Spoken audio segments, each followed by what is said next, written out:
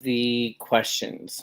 One of the questions that I get asked a lot is, or not a lot, but often, when we talk about the power of story and owning your story and the process of owning your story, what that means is I hear people say, but Matt, that experience really hurt. Like it's really difficult to go back. I've worked really hard to forget about or to not think about that experience in that moment. And the truth is that by going through and putting that moment or that experience underneath the rug or putting it in a box and forgetting about it actually doesn't ever heal because you haven't actually moved through the process of what happened and how did you feel and being able to get to a resolve on the other end. It's like if were to, if every day I sat here in the office and I would eat lunch and I just put the trash on the corner of my desk. And I did this for an entire month straight. And I never took out the trash or I never dealt with it. It would build up, it would smell, it would be disgusting. Mold on it would grow. It would be just gross. That's the same thing that happens with our experiences, the negative experiences and moments of our story that we don't heal from. They stay in our space, although we may not see it. If I'm facing this way and I'm putting the trash back there, the trash is still there and it's growing and it's getting moldy and disgusting, but it's still in the space. I still have an energetic connection to it because it's still here. It's not until the moment that you actually go and go back and look at the stories, look at the moments and say, God, this really hurt. This experience really hurt. And actually looking at what happened, what accountability can I take from the moment, what lessons did I learn from it, and reframe the story and the experience. Until I get to this space, it's always going to be that smelly trash and junk that's there.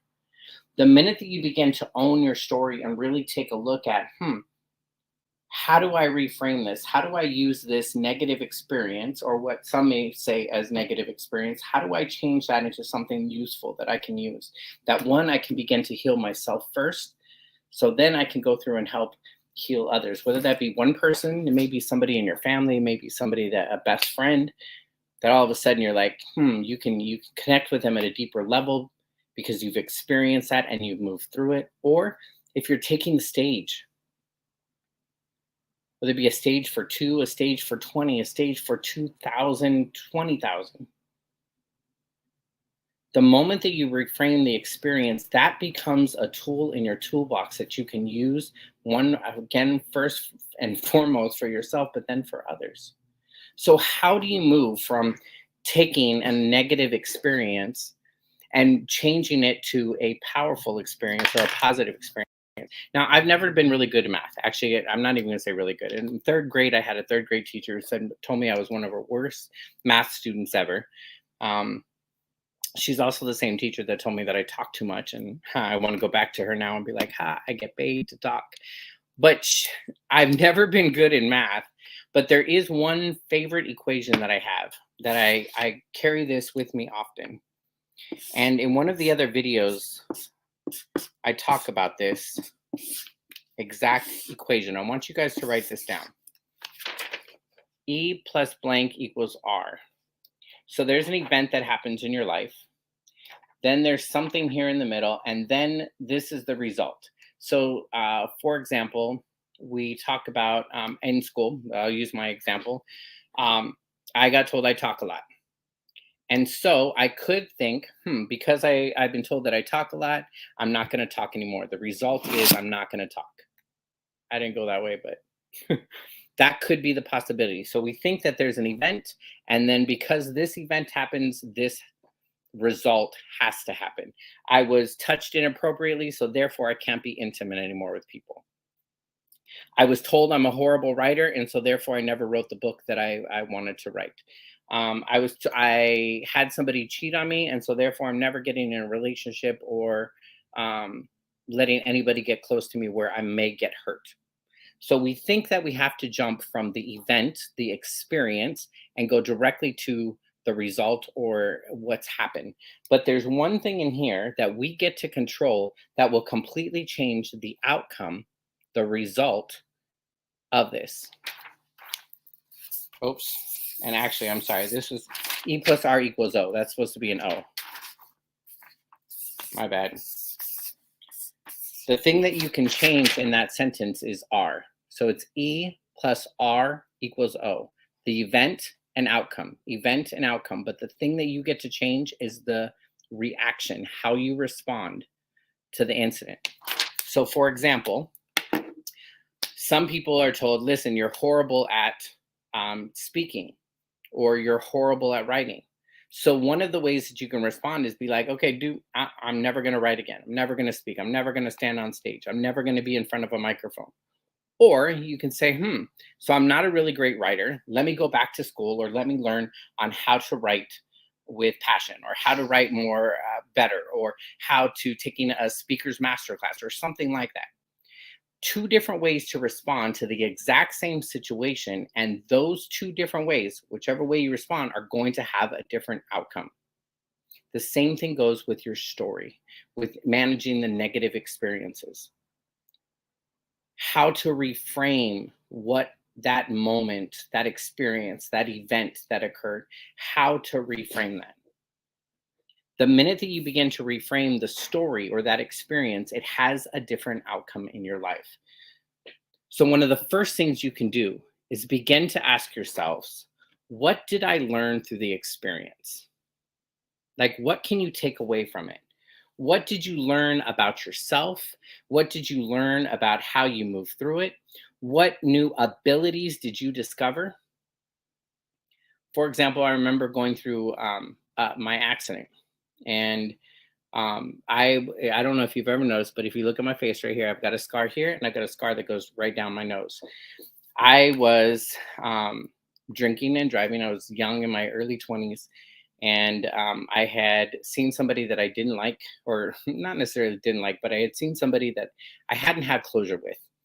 And emotionally, there was a lot of still deep connections there, and I was really hurt, and I was angry when I saw them. And I was out and about on a Sunday fun day, and what turned into just going out and having drinks turned into being one drink after one drink after one drink, and before you know it, I was highly intoxicated. Somehow, I was able to talk my friends into thinking that I was okay to drive, and I got in my car and I was driving. I was doing 95 miles an hour down Sunset Boulevard, running through red lights.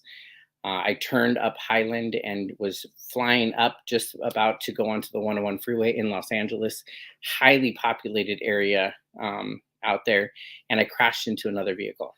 I split the car. It was a Chevy, lifted Chevy Blazer, and I completely snapped the car in half.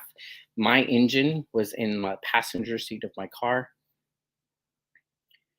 My car caught on fire. Fortunately, there was a CHP officer that was nearby who was able to pull me out of the car and take me out. Now, I share that story not with because I'm proud of it, but because there were so many lessons that came from that. My ability to, one, look at myself and understand the hurt and the emotional pain that I was going through. Through the incident, I discovered how much stronger I was, like physically, how much my body, how much I was able to move through, and what I could do. There were so many lessons through that small experience, and that small experience could have had a very different outcome than what it's turned into now. I talk about it often because that is one of the moments that I learned to look inside and be like, what am I capable of? What did I learn about myself through that? How often was I allowing that emotional pain to show up in other areas of my life? That's when I really truly knew that I needed to make some changes in my life. I needed to love me again. I needed to forgive people that had hurt me. Um, so the first question I want you to think about and to ask yourself is like, what did you learn through that experience? What abilities did you discover about yourself that you didn't know? Then the second thing is taking a look at, how did you handle the situation, whatever that may have been. Did you respond in a way that was effective? Or did you sit and not say anything and realize, this doesn't feel good, this doesn't feel right, but I'm still going to let it happen? Like, how did you show up in the moment of that experience? Would you do something different? So that would actually be number 3. Looking at the experience, looking at that moment, how would you have handled the situation differently? How is there's a saying, how you do one thing is how you do all things. And so is the way that you handled that particular negative situation or that experience are you handling that situation that you did there? Are you handling the same in other areas? And if that's not working for you, then maybe the way that you need to, the way that you're handling the situation needs to change. So you have different outcomes in your life. So one is learning, what lessons did I learn? What abilities did I discover I have? 2, how did I handle the situation? 3, what changes could I have made? And the fourth and final one is, what's the ultimate takeaway from this experience? I love this question because it actually allows for me to be ready for other conversations with people. When can I use this story? Like, I almost think I've got a brand new file cabinet you can't even see over here, but I always think about our minds as this mental file cabinet. And when somebody shares something, I go to my file cabinet and be like, oh, hold on, let me look for that story. Yes, I got it right here. I've got that story, and I have it as a resource. It's a tool. That's what happens when you own your story. Your stories and those experiences become this file cabinet of resources to connect better, resources to show more empathy, resources to move people forward, resources to get clear on what works and what doesn't work, on what you're willing to take on and what you're not willing to say, no. Being clear on owning your story gives you more freedom. That's the whole purpose of this particular of this experience and this 30-day process that we're going through, about understanding the power of story. I want to challenge you to take a look and to think for a moment, what are some of the stories that you're running from? What's a story you're afraid to tell? What's the story that you've been hiding that you're, God, I hope nobody ever finds out about? What's that story? And begin to reframe that story. Take a look at that experience and ask yourself, what did I learn from it? What did I learn about me from that experience? About my abilities? Think about how you handled that situation. What would you have done different? I bet you that if you go back to those experiences, there are experiences and things that are somewhat similar that you're going through right now. What needs to shift? We often say here that the story or the answers lie in your story. So as you're moving forward, how did you look back at, how did I handle that situation? How did I handle that moment? And if that didn't work, then how am I going to do it differently? The answers to life's challenges and problems all lie in your story. I know that going through and for some of you, I may have touched a few buttons and been like, oh, damn, like this is heavy, because I'm going to the space that you've been trying to run from. If you're in one of those spaces and you're like, listen, I hear you. And I've been wanting to tell my story. I've had this little itch. I've had this little whisper that's been telling me, or for some of you guys, it's been like you've heard this loud voice of being like, listen, tell your story. It's time. It's time to get your message out. If that's you, I want to invite you to come and step a little closer with us. There's different ways of us helping you out and being a part of. You can either join us live at either Do the Damn Thing Live, which is coming up in March in Las Vegas. You can go through and join us in a couple of weeks. We have Night School, which is totally virtual, free to join. Or you can just be like, Matt, I need some help, and get on my calendar.